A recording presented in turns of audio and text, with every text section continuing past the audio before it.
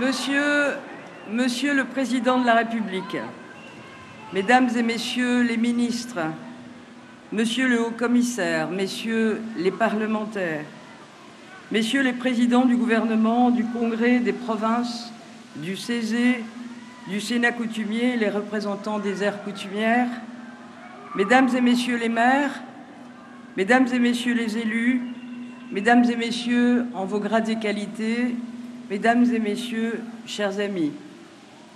Monsieur le Président, merci infiniment d'être à nouveau parmi nous, preuve de l'intérêt que vous portez aux Calédoniens de toutes origines et à la Nouvelle-Calédonie.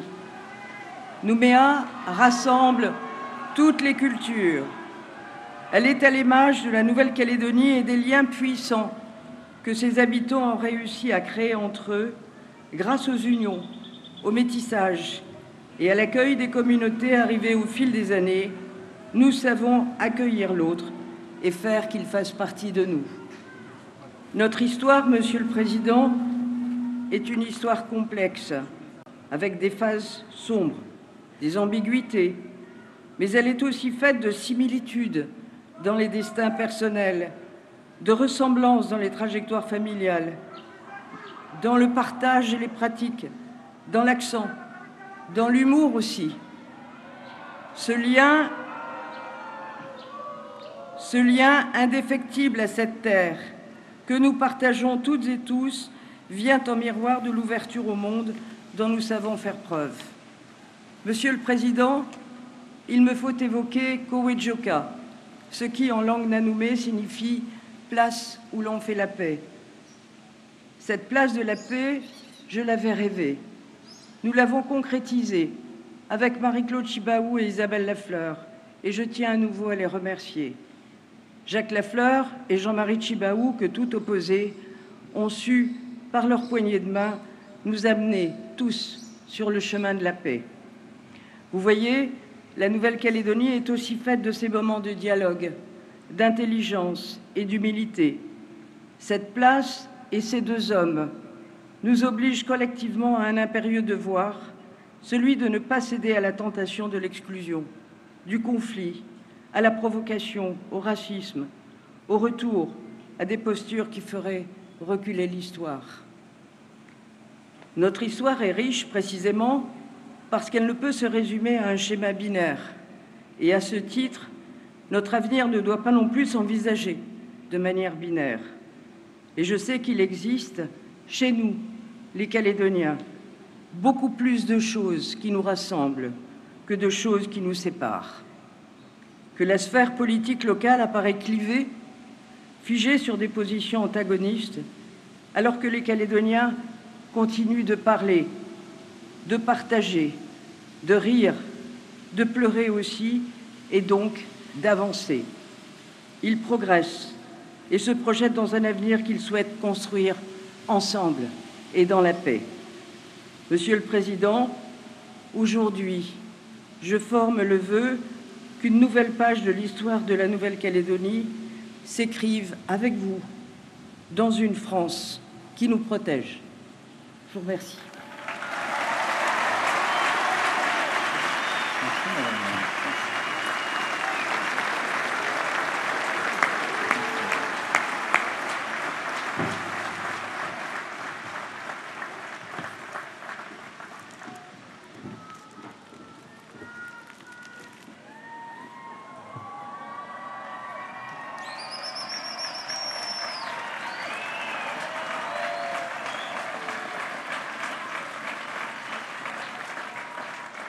Madame, Messieurs les ministres, Monsieur le Haut-Commissaire, Mesdames et Messieurs les parlementaires, Monsieur le Président du gouvernement de Nouvelle-Calédonie,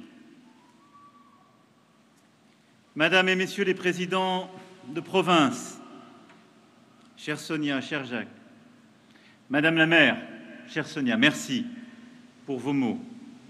Mesdames et Messieurs, en vos grades et qualités, Mesdames et Messieurs, chers amis,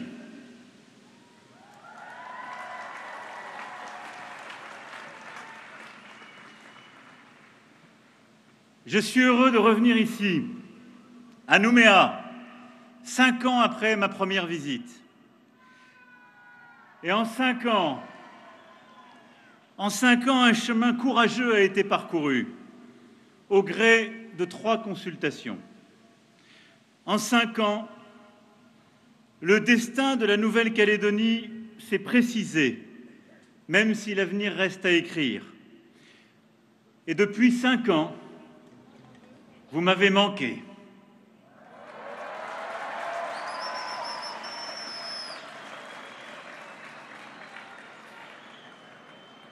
Votre accueil, votre enthousiasme, vos attentes légitimes, votre envie de vous emparer pleinement de votre avenir sont là. Je le mesure, je le sens, je l'entends.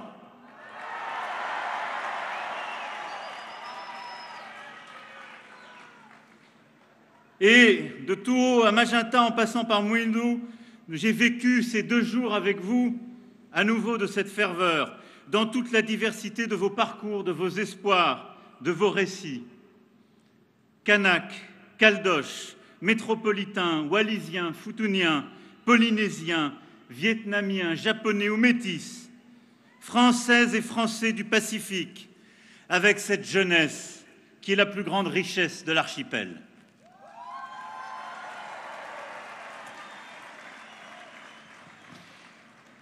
Et je suis venu en cette année où nous commémorons les 8 décennies de l'esprit de résistance, ici, sur cette terre où, parmi les premiers, des enfants de France se sont résolus à s'engager pour la France libre, pour que la France indépendante vive libre.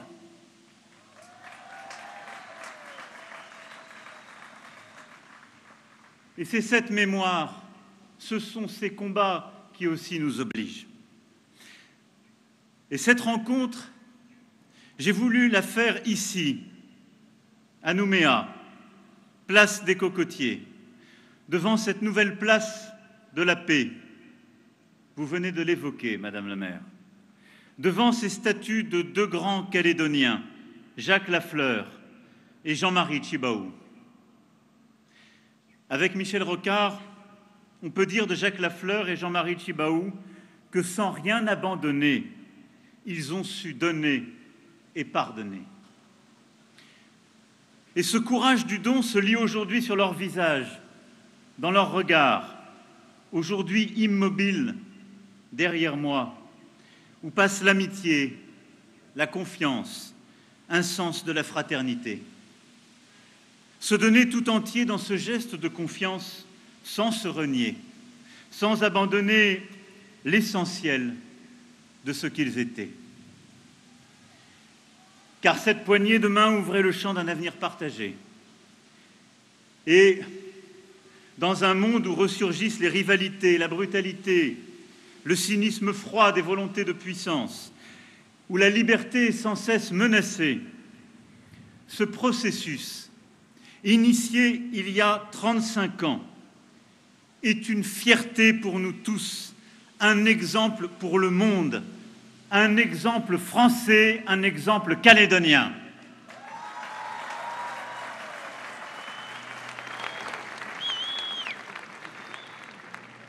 Et cette fierté, c'est celle du chemin que vous avez construit et que les générations ici-là ont bâti, celui de la paix. Il y a 35 ans, rien n'était écrit. Et ce que vous avez su faire, c'est sortant du pire, des événements, de la pire des craintes et des divisions. Nous avons su tous ensemble préserver la paix, partager des compétences et le pouvoir, bâtir des institutions nouvelles et procéder à ces 3 consultations que j'évoquais. Et malgré le poids des événements, malgré tout cela, c'est un trésor ce qui a été fait. Et devant tous les jeunes qui sont là, devant moi, et tous les jeunes qui nous écoutent, et peut-être plus encore pour ceux qui ne sont pas là, je veux le dire. Ce trésor est inestimable. Et personne ne peut ni ne doit ne le remettre en cause. La paix est ce trésor que vous avez fait.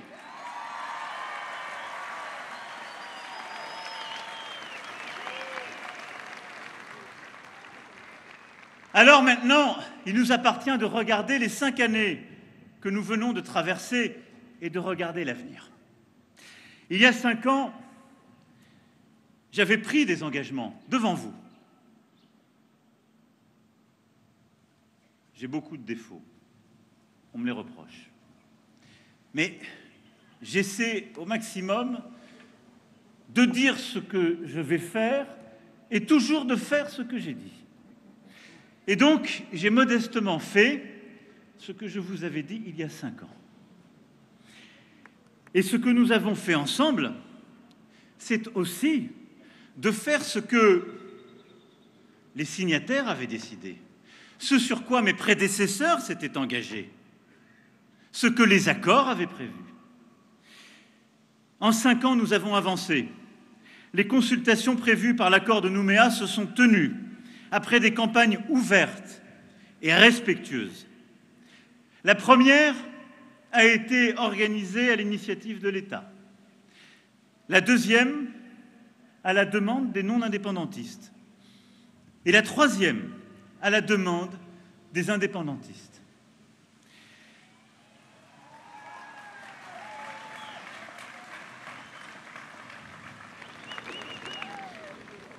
Elles ont été organisées dans le respect des règles démocratiques et sous le regard d'observateurs de l'Organisation des Nations Unies. L'État a veillé à la bonne tenue du scrutin. Et pour ma part, j'ai toujours agi selon des principes simples.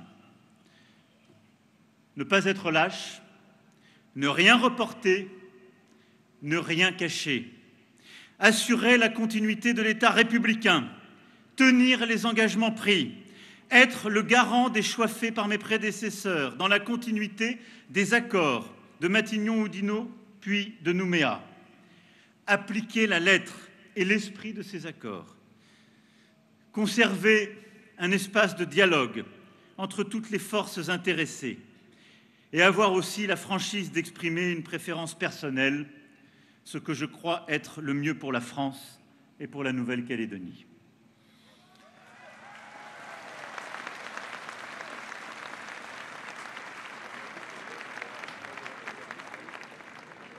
Et je veux tout particulièrement, pour cette période, remercier le ministre des Armées, alors ministre des Outre-mer, et le ministre de l'Intérieur et des Outre-mer qui ont personnellement, l'un puis l'autre, été engagés pour veiller à cette période.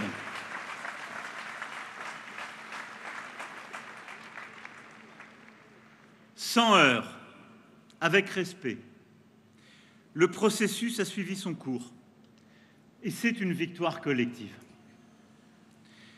Et je veux à cette occasion remercier les maires, quelle que soit leur sensibilité, pour la bonne organisation de ces opérations de vote. Merci à vous tous et à vous toutes.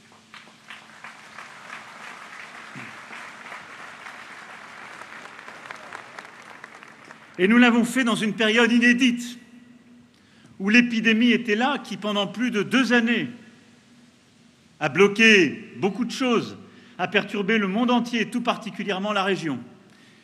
Et je veux dire combien l'État, tous les services de l'État, et je remercie les directeurs qui sont ici présents et les directrices, combien nos forces armées en Nouvelle-Calédonie se sont mobilisées pour, à côté de vos élus, du gouvernement, des provinces et des maires, faire en sorte que les populations soient protégées, qu'elles soient accompagnées, qu'elles soient vaccinées, qu'elles puissent passer cette période d'épidémie qui a été aussi celle de cette expression. Merci à vous pour cela. Mais vous avez, je crois, tous et toutes vécu ce que signifiait être français quand les grands risques advenaient.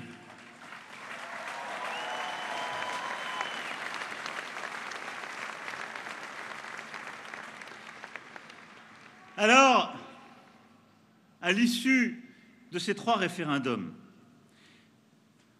je ne mésestime pas les aspirations déçues de ceux qui défendaient un tout autre projet. Mais je leur dis à tous, nous devons avoir collectivement la grandeur d'accepter ces résultats et de construire ensemble la suite.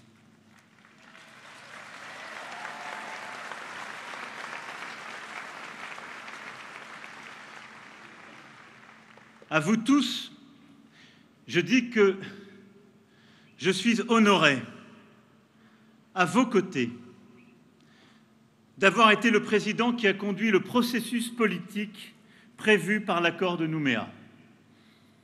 Les 3 référendums ont eu lieu. La Nouvelle-Calédonie est française parce qu'elle a choisi de rester française.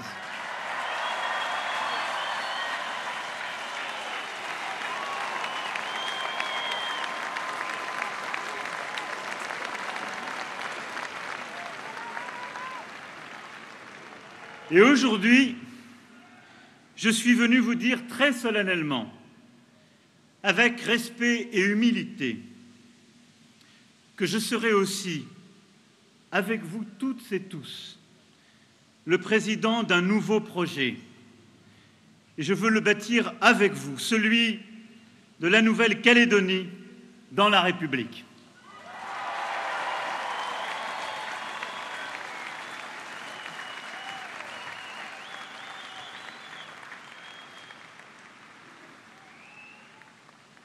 Mais je le dis avec beaucoup d'enthousiasme, d'ambition, je vais y revenir, mais avec une certaine gravité. Parce que ces derniers mois, j'ai écouté, reçu, les ministres sont venus, je vous ai vu un peu partout, j'ai reçu ce matin l'ensemble des responsables politiques qui ont accepté de venir et je les en remercie. Pour ceux qui n'étaient pas là, non, je veux leur dire d'abord que j'ai été personnellement blessé par leur absence. Parce que j'ai toujours, je le crois ici, agi avec ce respect et cette humilité, celle de s'écouter. Mais je le dis à tous, pas de retour en arrière, pas de bégaiement, pas de surplace.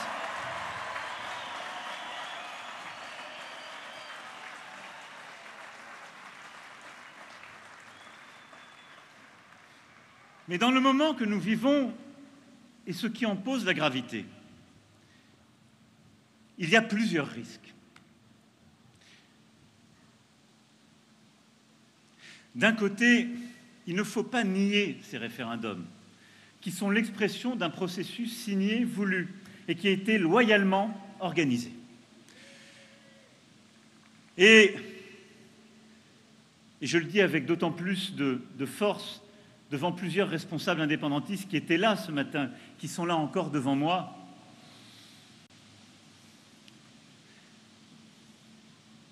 Il ne faut pas accepter, en quelque sorte, les diktats de ceux qui ne savent plus trop où est leur base et qui viennent là en disant « n'y allons pas parce que peut-être tous ne seront pas d'accord ». Le dialogue tripartite, c'est un courage. Et c'est un courage que vous avez eu, qui fait que nous sommes là aujourd'hui. C'est celui qui a mis fin à la violence. C'est le seul courage qui bâtit l'avenir. Se réfugier dans le silence, se réfugier dans l'isolement, se réfugier dans un séparatisme, c'est choisir de fait à nouveau, aujourd'hui ou demain, le risque de la violence. À cela, non!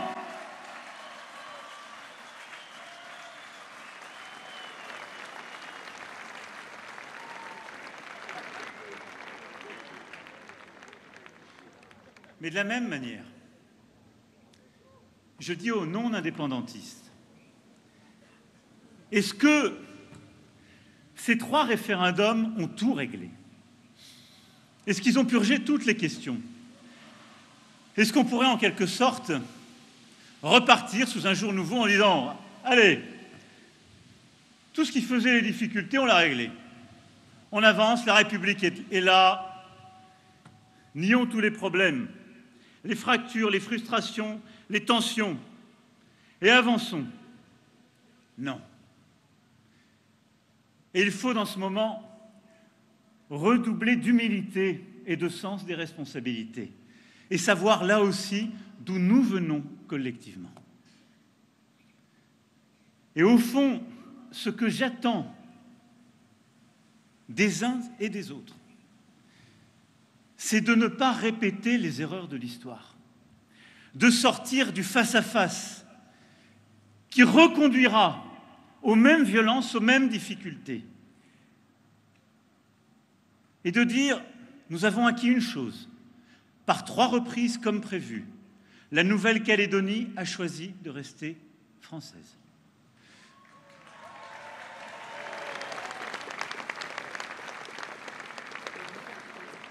Nous avons consolidé une deuxième chose, par le respect, par l'esprit des accords de Nouméa, constitutionnalisés. Nous avons bâti la paix. Et nous savons une troisième chose.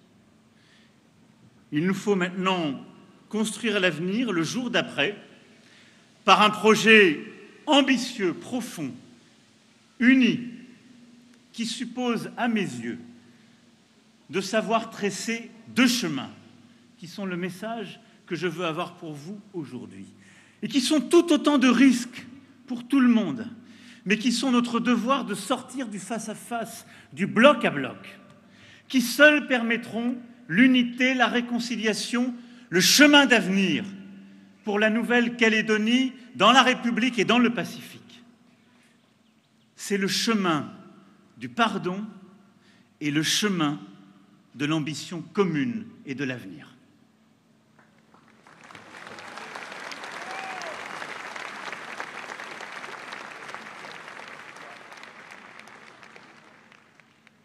Pourquoi? Parce que si nous passons des années dans le statu quo, le suspens, des jeunes ou des moins jeunes continueront de partir.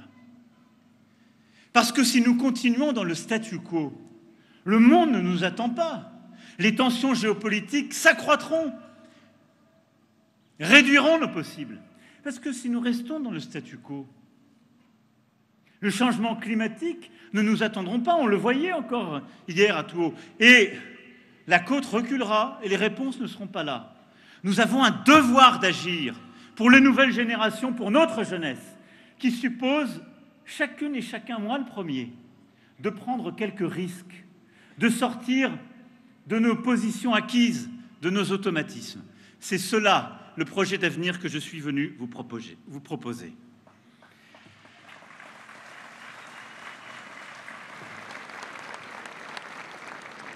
Alors, le premier chemin, celui que j'évoquais, peut-être pour certains, ils ne m'attendaient pas là aujourd'hui après ces 3 votes, mais je le dis d'autant plus et je commence par là. C'est le chemin du pardon. C'est un chemin que nous devons parcourir ensemble, faire ensemble. Et je le dis aussi ici, ça n'est pas un chemin de repentance, c'est un chemin de fraternité, de vérité et de courage.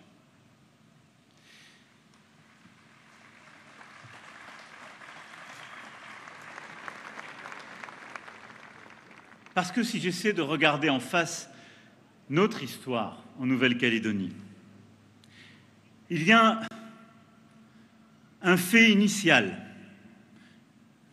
une prise de possession, celle d'une terre qui était liée à un peuple autochtone depuis des millénaires. Et c'est un fait qu'il y a eu l'évangélisation, puis la prise de possession.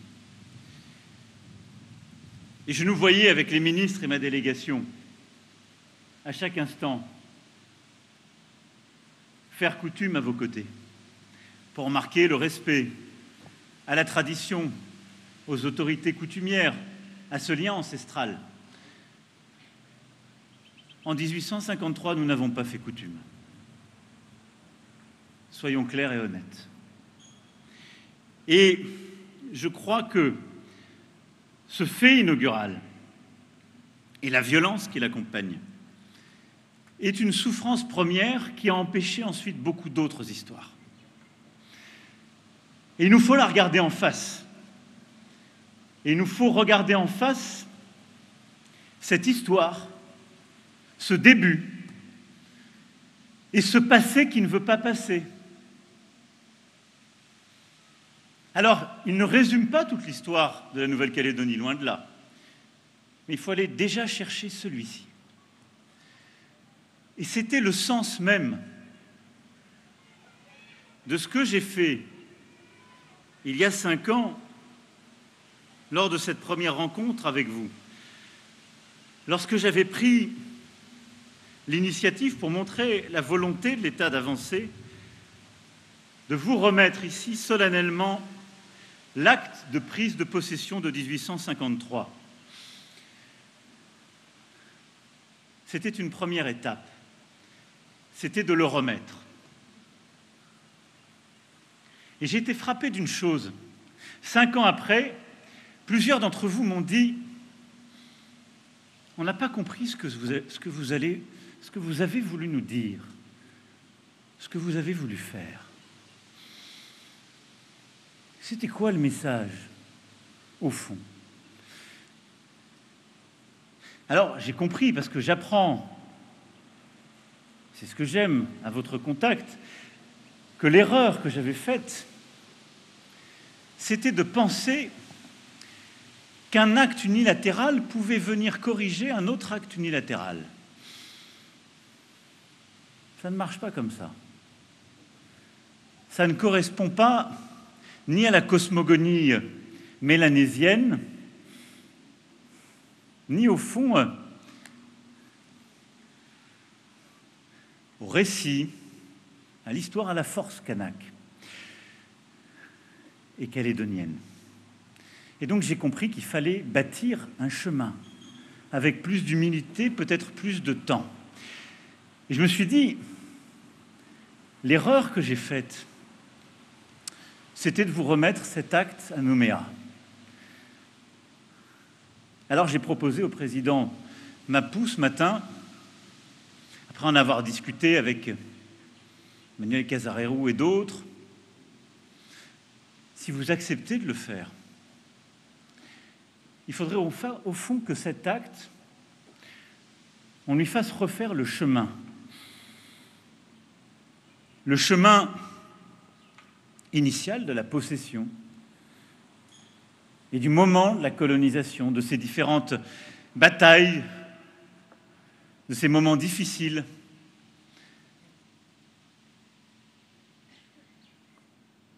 En partant peut-être du bon endroit, il ne m'appartient pas de le définir, l'histoire le dit. Et ma conviction, c'est qu'avec les autorités coutumières, les maires, l'ensemble des élus, les associations, les jeunes qui sont là aussi, les historiens, que ce chemin soit un chemin qui bâtisse la possibilité de ce chemin de pardon. Je dis humblement devant vous aujourd'hui que moi j'y suis prêt et que je pense que ce chemin est important. Il faut l'imaginer, il faut le faire ensemble avec beaucoup d'humilité. Ma conviction, c'est que si nous savons le faire ensemble, il déplie beaucoup d'histoires possibles à écrire. Parce qu'au fond, depuis des années, à vous lire, vous écouter, parce que nous n'avons pas fait ce chemin et ce geste, on s'est enfermé dans une erreur. L'erreur, c'est qu'on corrigerait la possession, la colonisation, par l'indépendance. Et je ne crois pas que ce soit si vrai. Je ne crois pas que ce soit vrai.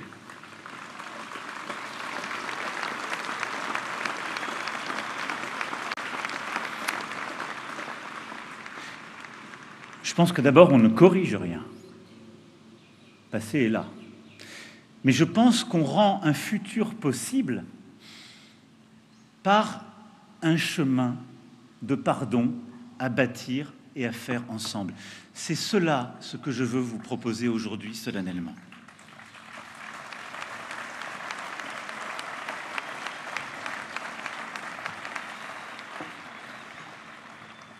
Mais cette souffrance du peuple kanak, elle n'épuise pas les souffrances. Et c'est l'immense défi, une partie des fractures, des ressentiments qu'il y a en Nouvelle-Calédonie. Il y a la souffrance des Bagnards et de ceux qui en descendent, des Maghrébins, des Asiatiques, de tant et tant d'autres qui, dans ce qui fut une colonie de peuplement, dans ce qui est l'histoire de la Nouvelle-Calédonie, est là. Et donc ces souffrances, on doit aussi les déployer, en redéfinir les mémoires, l'histoire, la vérité. Il y a aussi ce que la République a apporté à la Nouvelle-Calédonie, à ce territoire qui est notre fierté, ce que nous avons bâti, construit ensemble et qui en a complètement changé le visage et qui a fait cette force. Et il y a ce que les Calédoniennes et les Calédoniens, malgré toutes ces histoires qui auraient pu les séparer, ont fait, ont bâti, ont choisi. Ça, c'est une force qui est aussi inaliénable que cette histoire première.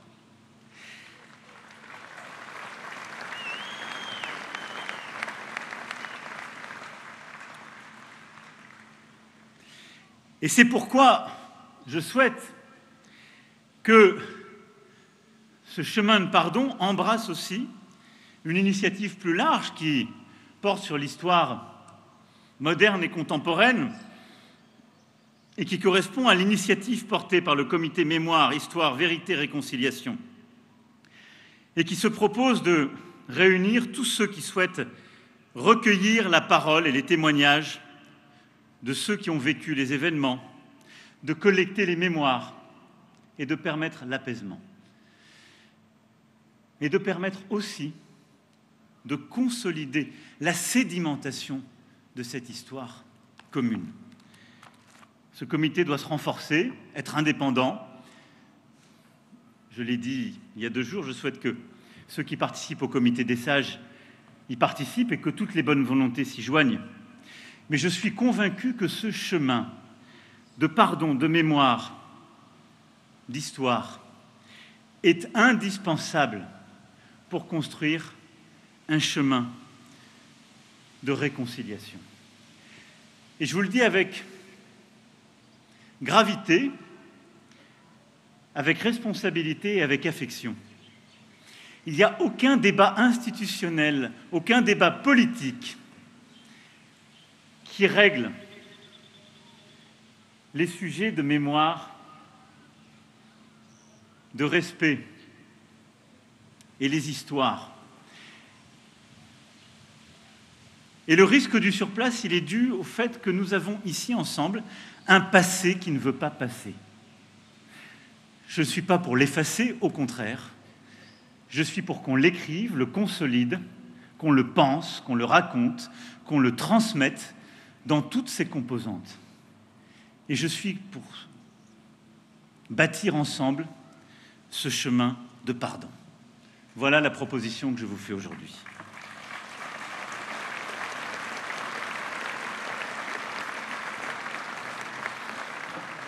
Mais le deuxième chemin que je veux avec vous bâtir, que je suis venu vous proposer, qui est tout autant indispensable, qui est jumeau, et qu'il faut savoir tresser avec le premier, c'est un chemin d'avenir, de projet, d'ambition.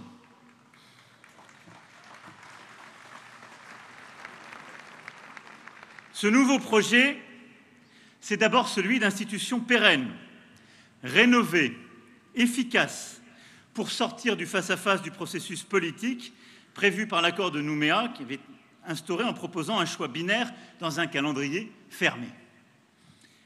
Alors, je le dis ici très clairement, il n'est pas ici question de revenir sur les acquis. Ils sont notre héritage de Matignon et Nouméa. Le principe et le droit à l'autodétermination, les institutions locales et la citoyenneté. Mais certains points doivent être réécrits au cœur du nouveau projet. Et c'était prévu par ces mêmes accords, parmi les dispositions qui étaient transitoires. Et je pense d'abord au corps électoral.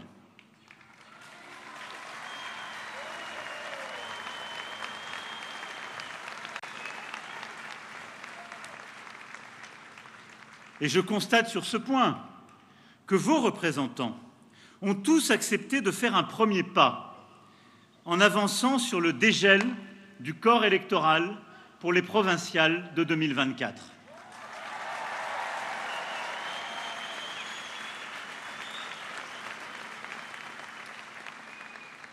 Ce travail, qui a commencé sous l'égide du ministre, se poursuivra dans la trilatérale qui est prévue autour de la Première ministre, du ministre, à la fin de l'été. Il doit se finir à l'été-automne. Il est important et je souhaite qu'une révision de la Constitution de la Ve République puisse intervenir début 2024. Il s'agira d'une révision constitutionnelle dédiée à la Nouvelle-Calédonie parce que votre histoire originale au sein des institutions de la République le justifie et parce que la Nouvelle-Calédonie demeurera une collectivité à part, disposant de son propre titre au sein de notre Constitution. C'est aussi l'aboutissement de l'instauration de la citoyenneté calédonienne, qui jusqu'ici s'est traduit par des restrictions transitoires qui conditionnent le droit de vote et qui limitent l'accès à l'emploi local. Ces dispositions, disons les choses avec vérité, produisent aussi des relégations et des frustrations. C'est pourquoi je vous demande d'engager un travail pour faire advenir une citoyenneté pleine et entière, fondée sur un contrat social fait de devoirs et de droits, et non pas sur la seule inscription sur une liste électorale. Une citoyenneté locale qui prenne en compte l'histoire, la culture, l'appartenance au caillou. Une appartenance aux racines multiples, pour certaines millénaires, solidement ancrées dans la terre, ou plus récentes, et qui ont contribué aussi à son développement, au projet, à son présent et à son avenir.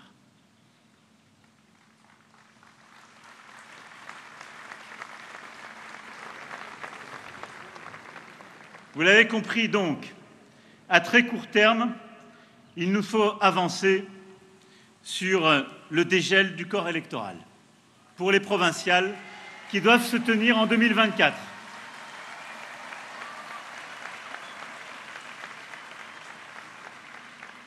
Il nous faut ensuite avancer sur cette citoyenneté calédonienne et la construction d'une citoyenneté pleine, substantielle.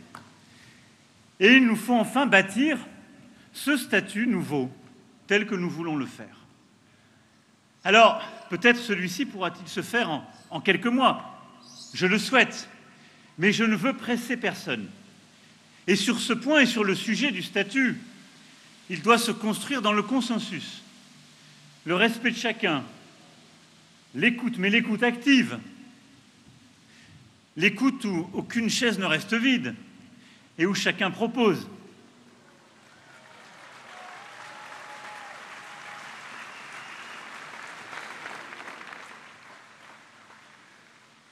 Et mon souhait, c'est que nous bâtissions ensemble,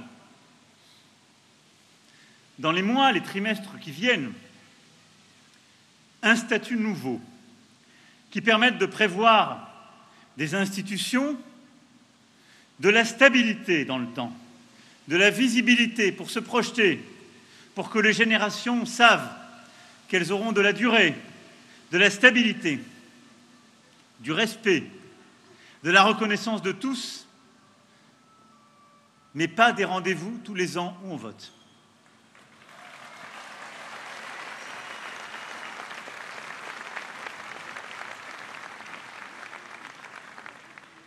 Et donc, il nous faut un nouveau statut, avec un processus, mais qui serve ce projet d'avenir, d'ambition et de respect, et qui, bâti sur le consensus, soit fidèle à nos valeurs et à notre devise, et qui réponde à des questions simples.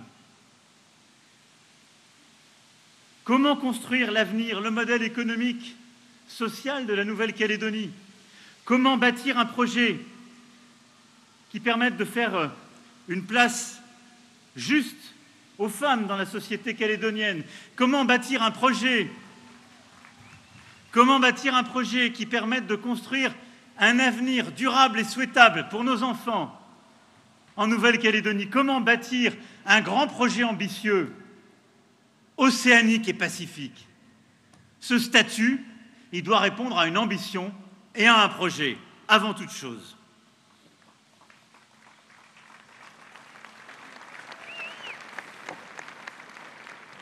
Alors, au-delà de ces questions institutionnelles et politiques, ce sur quoi je suis venu essayer d'éclairer les travaux et vos débats à venir, c'est en quelque sorte le contenu de cette ambition. Et au-delà de cet éclairage que je viens de porter sur le passé, comment ensemble nous devons éclairer notre avenir? Et pour moi, ce statut à bâtir, ce projet, ce chemin d'avenir, doit reposer sur deux piliers. D'abord, refonder le modèle économique et social pour une société plus ambitieuse et plus apaisée. Et ensuite, bâtir une puissance océanienne, véritable levier de rayonnement international et socle de notre Indo-Pacifique.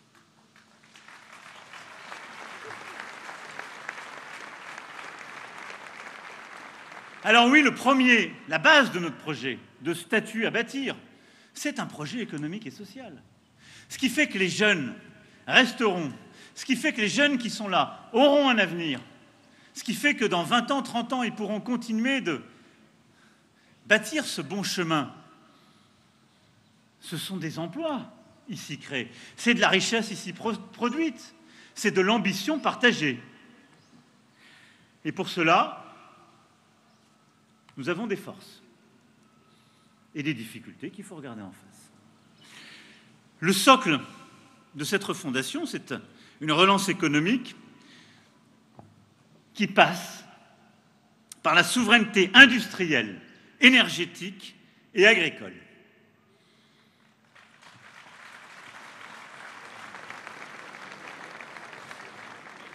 Alors, la Nouvelle-Calédonie est évidemment toujours associée au nickel. Cette filière, tant par l'extraction minière que par la métallurgie, marque vos paysages, votre histoire, l'équilibre des territoires, les emplois. Elle est au cœur de l'histoire du développement, puis de la politique de rééquilibrage qu'a connue la Nouvelle-Calédonie.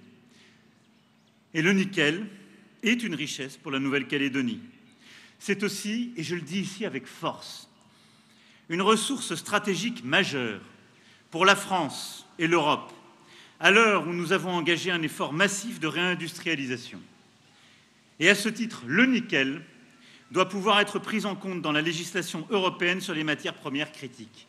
C'est une force pour la Nouvelle-Calédonie et pour la France.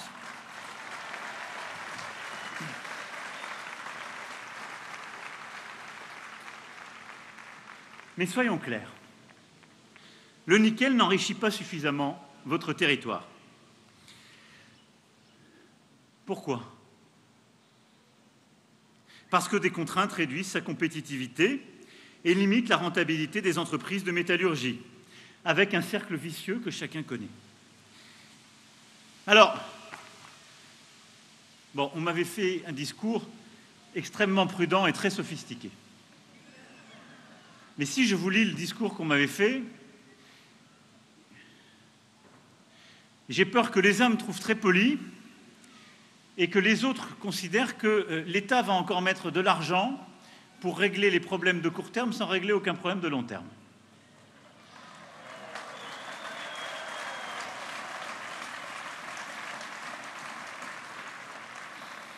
Et comme ce n'est pas mon tempérament, je vais vous dire ce qu'il en est, puisqu'hier, autour du ministre de l'Intérieur et des Outre-mer, avec tous les élus et les industriels, il y a eu une réunion importante.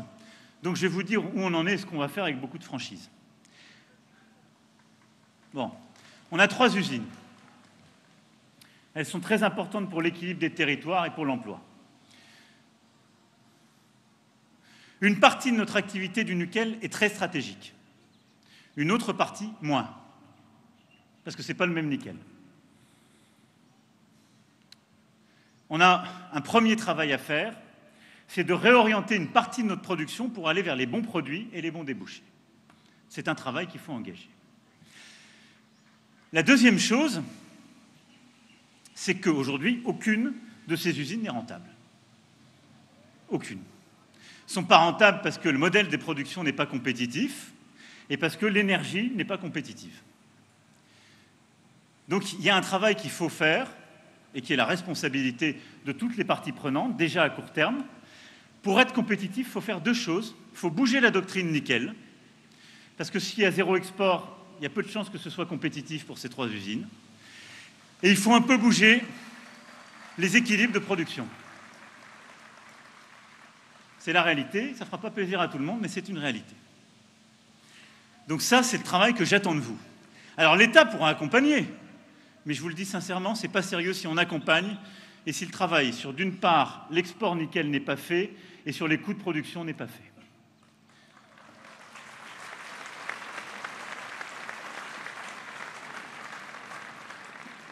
Et puis, parce qu'il faut en même temps, comme je le disais, réorienter une partie de notre production pour aller vers les bons produits plus stratégiques et qui ont des débouchés, tout en consolidant le nickel batterie.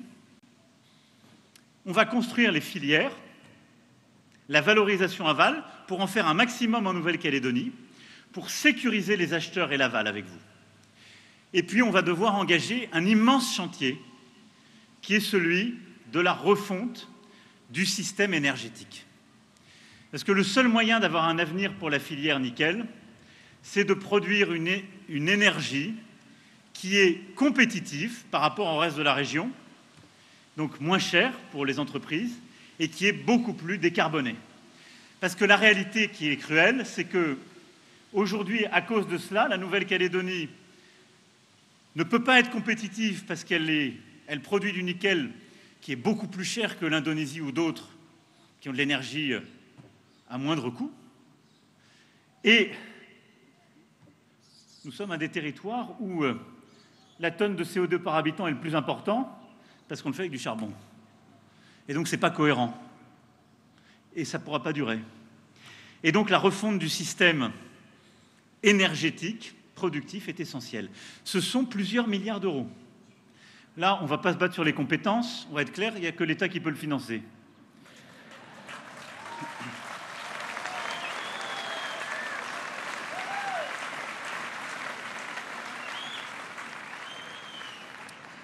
Mais je vais être sérieux. Moi, je n'utilise pas l'argent du contribuable pour financer des modèles improductifs.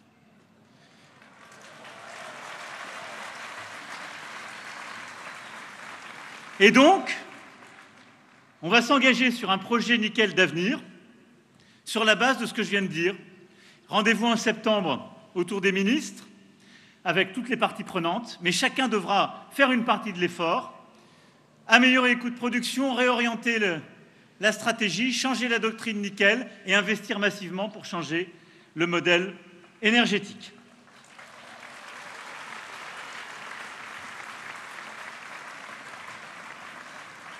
La deuxième grande force, c'est l'agriculture. C'est une force, on a des agriculteurs qui sont là.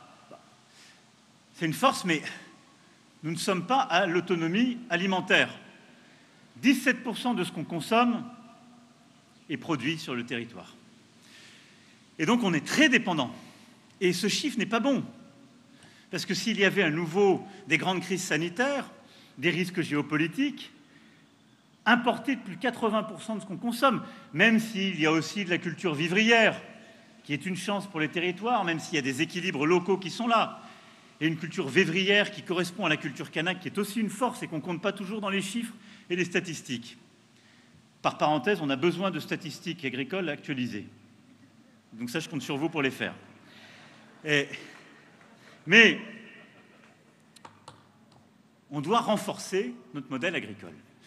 Alors, moi, je veux qu'on le renforce tous ensemble. D'abord, vous avez des exploitants agricoles très courageux, très forts. J'étais hier auprès de l'un d'entre eux, formidable, à Mouindou avec l'ensemble de la filière. Mais au-delà de Mouindou et de toutes les communes qui étaient avec moi, on avait beaucoup d'exploitants qui me disaient leurs préoccupations. Donc, là aussi, on va tous prendre nos responsabilités. Première chose, l'État va continuer d'investir dans la recherche agroalimentaire.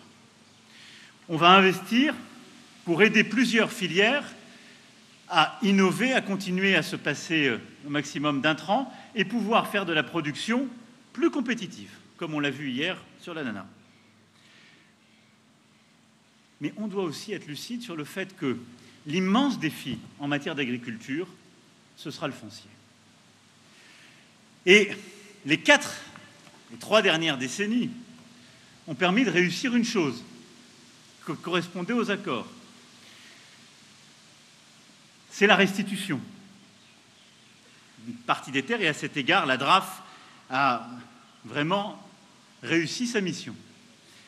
Mais on a aujourd'hui un immense défi qui est celui de l'aménagement foncier et de l'accès au foncier des jeunes agriculteurs et de ceux qui veulent s'installer. Et je le dis avec force, nous devons réussir cette mission.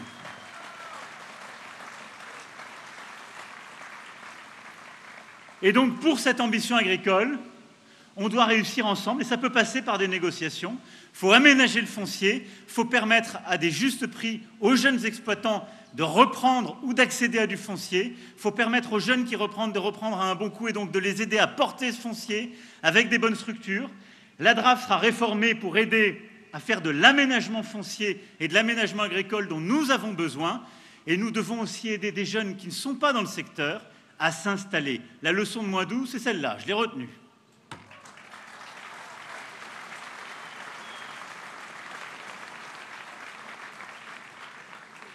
Au-delà de ça, évidemment, il faut que vos entreprises, dans le numérique, dans les autres secteurs que je n'ai pas ici cités, puissent continuer à se structurer, se développer, rayonner. Vous savez que Business France a déjà conduit des études auprès des entreprises calédoniennes et que nous continuerons, là aussi, de pousser le modèle pour qu'il trouve des opportunités dans toute la région. Et puis, il faut aussi que ce modèle économique doit reposer sur beaucoup d'autres filières, mais je ne veux pas être plus long que je ne le suis, permette de construire un modèle social plus vertueux. Et je le dis ici aussi avec beaucoup de franchise. Le modèle économique et social calédonien reste un modèle extraordinairement injuste dans trop d'endroits. Quand on regarde les chiffres, on a des niveaux d'inégalité qu'on retrouve dans très peu d'autres territoires de la République. Et on ne peut pas être fier d'avoir voté pour rester dans la France et rester dans la République, et pas vouloir être fier de sa devise, la liberté, l'égalité, la fraternité.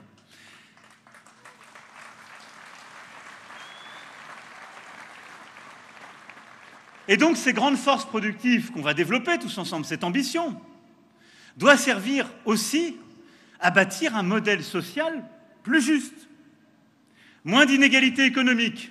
Et donc, il faut que tous ensemble, on revoie aussi les règles pour que les avantages fiscaux aillent aux endroits qui permettent de produire, mais qui ne creusent pas des inégalités de rente.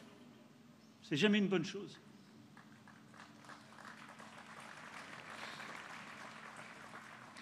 Il faut tous ensemble qu'on ait le courage de regarder aussi les inégalités femmes-hommes qui existent sur le territoire, d'aider les associations qui font un travail formidable et de penser un modèle économique et social qui permette plus d'égalité entre les femmes et les hommes.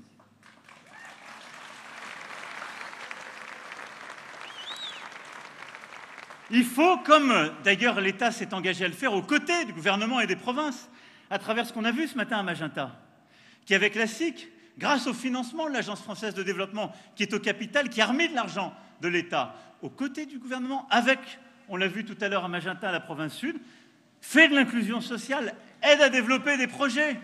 Et on continuera de le faire à vos côtés. Mais il faut donc aussi un modèle social plus juste.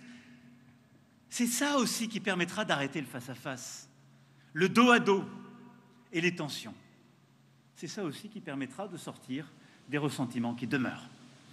Et donc, vous l'avez compris, on doit tous prendre ensemble nos responsabilités, réformer les choses, investir, mais changer les habitudes qui ont parfois encore trop de force. Il n'y a aucune tradition qui justifie certaines habitudes. Aucune tradition. C'est pas vrai.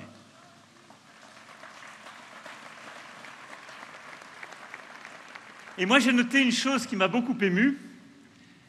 La dignité de l'homme est au cœur des valeurs kanaks. Elle est au cœur de la République. Eh bien, la dignité, c'est l'égalité femmes-hommes, c'est la place des personnes en situation de handicap et c'est la lutte contre toutes les inégalités injustes. C'est la bataille pour les égalités des chances et la lutte contre les inégalités de destin.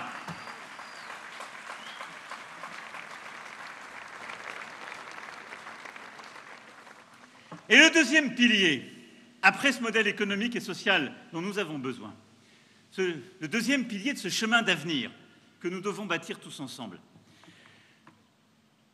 c'est de conforter la Nouvelle-Calédonie comme une puissance océanienne et un levier de rayonnement international et indo-pacifique de la France.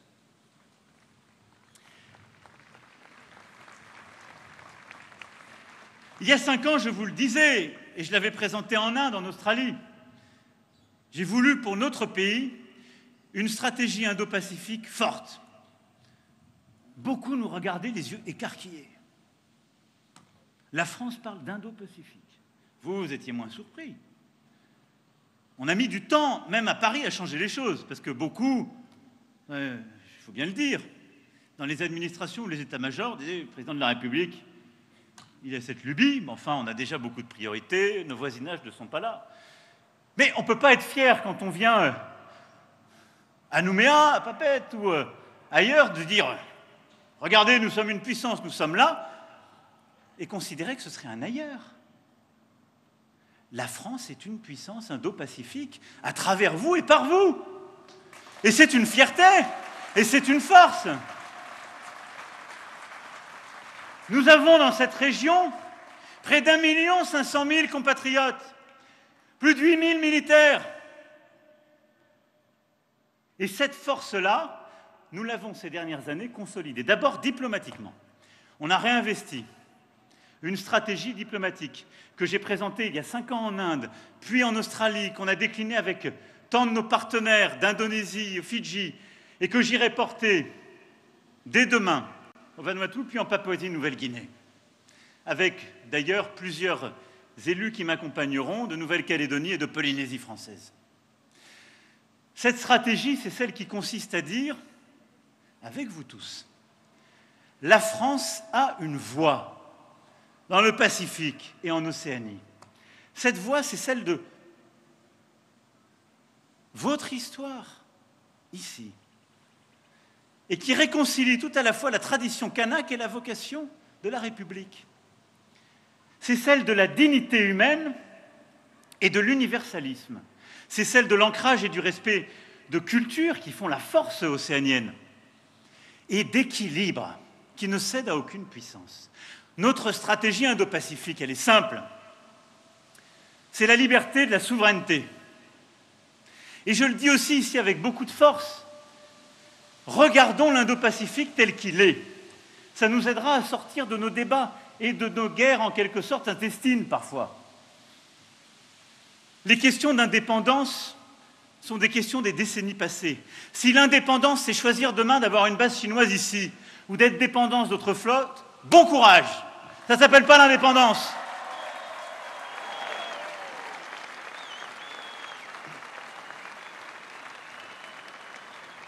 Et la France, elle offre à ces territoires en Pacifique la véritable indépendance, celle du respect de la République, qui respecte les cultures et la diversité, qui construit un projet d'avenir universel.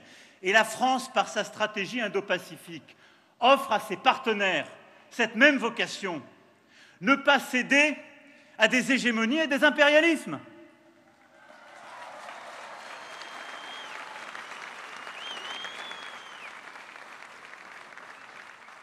Et donc, quand on nous explique, on va se sortir des griffes de la République française en allant trouver des pactes ou des alliances avec certaines grandes puissances voisines qui nous proposent des grands investissements. Regardez la région. Regardez. Regardez des pays qui étaient indépendants, qui sont allés faire des formidables contrats avec des grandes puissances, qui leur proposaient des formidables investissements. Comment ils sont en train de se réveiller, criblés de dettes, ayant perdu leurs terres, ayant perdu leur souveraineté industrielle, minière, parce que ces grandes puissances leur ont prise. C'est ça la réalité géopolitique de la région. Elle n'est plus entre nous, elle est là.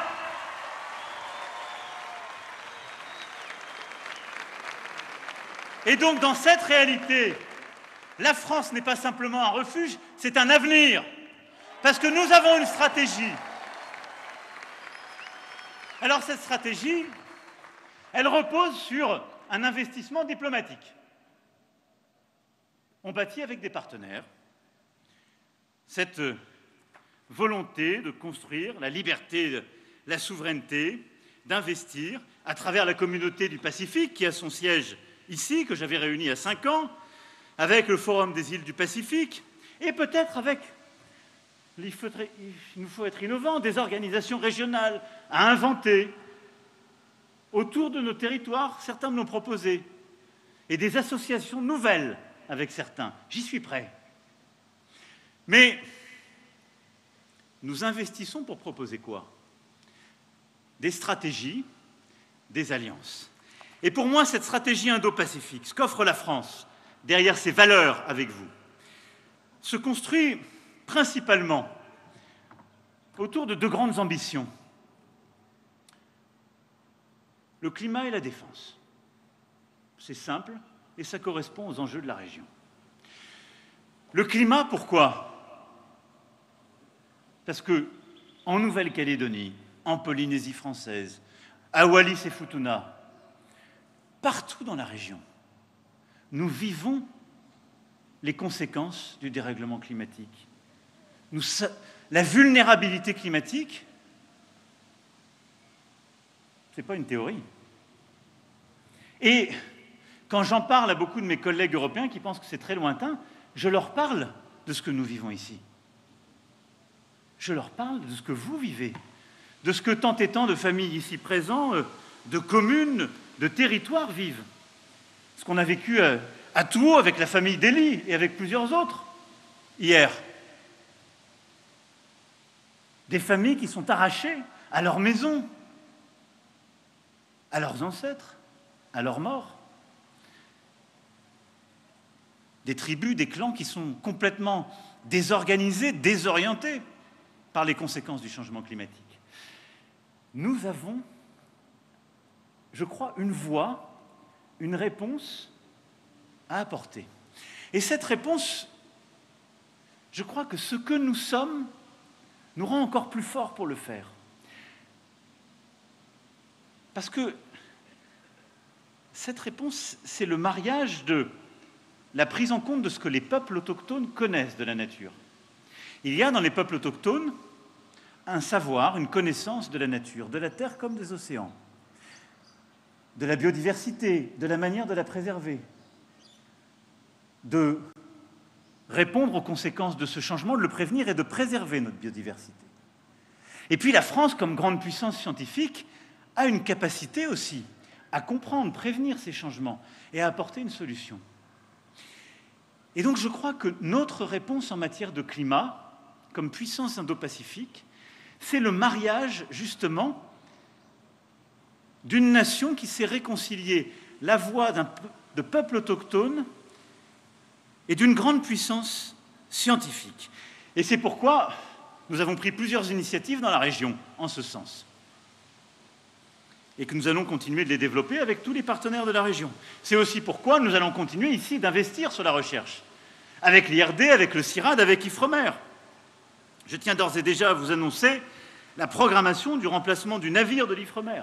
C'est un investissement de 6 milliards de francs pacifiques. Je vous le confirme aujourd'hui. Nouméa restera un port d'attache de la flotte océanique française.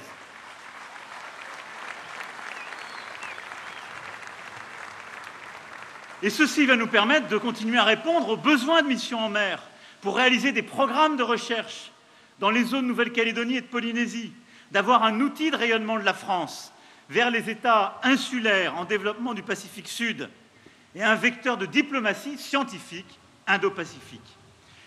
Et tout ça va nous permettre quoi?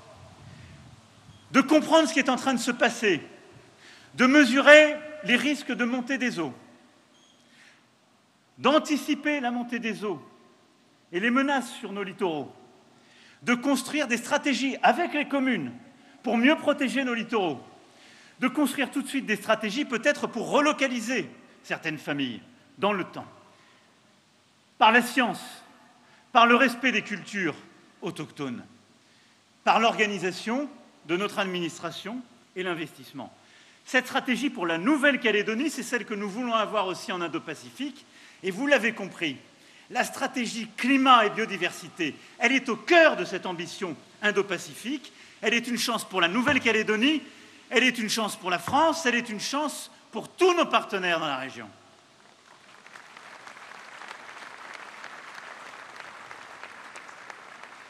Et à cet égard, demain et après-demain, j'annoncerai au Vanuatu, en Papouasie-Nouvelle-Guinée, des investissements nouveaux.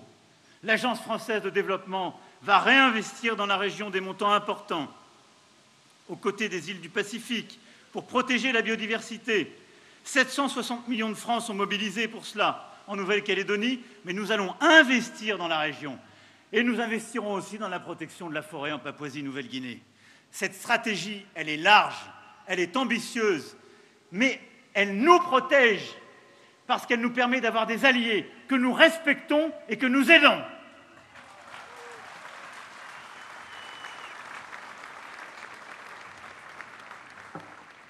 Et le deuxième axe de cette stratégie indo-pacifique, aux côtés du climat, c'est la défense. Nos forces armées ici présentes, je sais combien vous y êtes attachés. Elles font partie, vous pouvez les applaudir.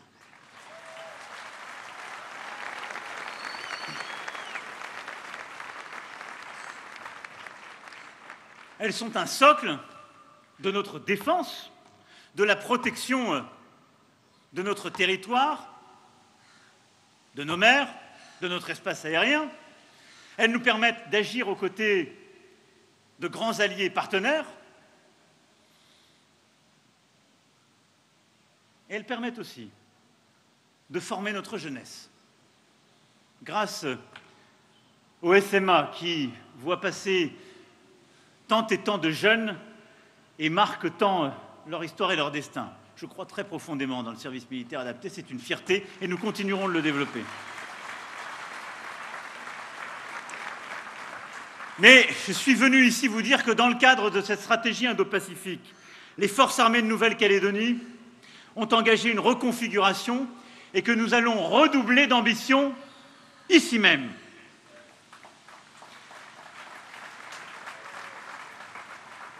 D'abord, depuis 5 ans, nous avons commencé à investir. Le nouveau patrouilleur maritime en atteste, qui en est déjà la trace. Mais j'ai décidé, il y a plusieurs mois, puis le ministre avec le chef l'état-major des armées ont proposé une loi de programmation militaire. Elle a été débattue, vos députés, vos sénateurs qui sont là l'ont défendue. Elle vient d'être votée, j'aurai à la promulguer dans quelques jours. Cette loi de programmation militaire, elle porte pour la Nouvelle-Calédonie des engagements clairs et forts. Plus de 200 militaires en plus et 18 milliards de francs sur des investissements directs. Ici.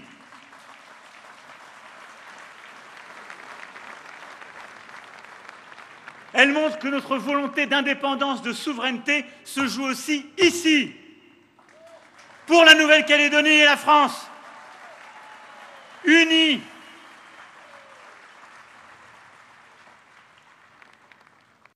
Et au-delà de ces moyens, au-delà des forces armées de Nouvelle-Calédonie, au-delà de ce réinvestissement, de ces femmes et ces hommes qui s'engagent chaque jour avec dévouement, ce que nous voulons faire, c'est rayonner avec des partenaires.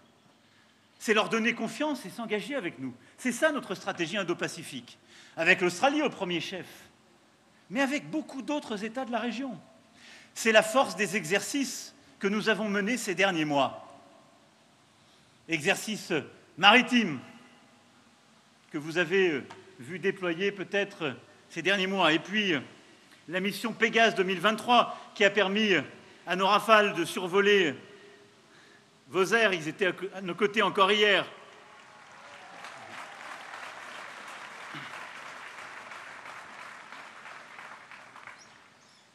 Et donc, dans toutes les composantes, nous voulons multiplier les partenariats avec tous les voisins de la région pour les aider à mieux se protéger, protéger leurs eaux, leurs espaces aériens, mais aussi les aider à se former.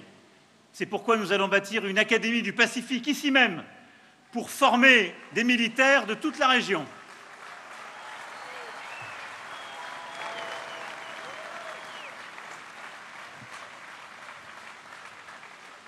Nous avons commencé et nous irons plus loin parce que par ces forces armées, c'est la crédibilité de notre engagement et c'est la possibilité même de ces partenariats nouveaux. Oui, la France est une puissance indo-pacifique. Oui, la Nouvelle-Calédonie est un partenaire puissant pour tous les voisins dans la région.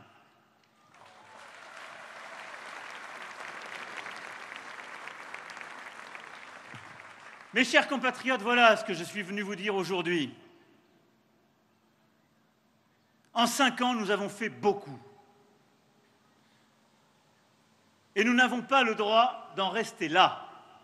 Nous n'avons pas le droit d'attendre, de douter de nous ou de tâtonner. Nous devons construire aujourd'hui notre avenir pour les plus jeunes qui sont ici et les générations qui nous succéderont. Alors, fort de ces 3 référendums, fort de ce que nous sommes et des décennies passées, ce que je veux avec vous, c'est bâtir ce chemin de pardon et ce chemin d'avenir. Les deux se tressent et sont indissociables.